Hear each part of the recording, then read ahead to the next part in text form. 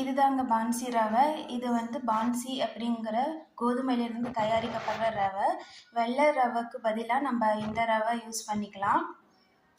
இது சமைக்கிற முறை பார்த்தீங்கன்னா, வெள்ளை ரவை எவ்வளோ நேரம் சமைக்கிறீங்களோ, எப்படி தண்ணி அளவு எல்லாம் யூஸ் பண்ணுறீங்களோ, அதே மாதிரியே இதுக்கும் பயன்படுத்திக்கலாம். ரொம்ப நல்லாயிருக்கும். டேஸ்ட் வந்து வெள்ளை ரவையை விட ரொம்ப நல்லாயிருக்கும். எல்லோரும் ட்ரை பண்ணுங்கள். உடலுக்கு ரொம்ப உகந்தது. சர்க்கரை நோயாளிகளுக்கும் உடல் எடை குறைக்கணும்னு நினைக்கிறவங்களுக்கும் இந்த ரவை வந்து ரொம்ப பயன்படும். நம்ம வந்து நிறையா காய்கறிகள் சேர்த்து கிச்சடி மாதிரி செஞ்சுக்கலாம். இல்லை இதில் பான்சி ரவை வந்து பார்த்தீங்கன்னா நல்ல உதிரியாக இருக்குது. சாப்பிட்றதுக்கு ரொம்ப டேஸ்ட்டாக இருக்குது. இது வெள்ளை ரவைகளுக்கு மாற்றாக வெயிட் லாஸ் பண்ணுறவங்க, சர்க்கரை நோய் உள்ளவங்க பயன்படுத்திக்கோங்க. நான் இந்த கிச்சடி எல்லாமே பார்த்தீங்கன்னா தேங்காய் எண்ணெயில் தான் சமைக்கிறேன். என்னுடைய சமையல் முழுவதும் தேங்காய் எண்ணெயில் தான் சமைக்கிறேன். ரொம்ப டேஸ்ட்டாக இருக்குது. நீங்களும் ட்ரை பண்ணுங்கள். நன்றி.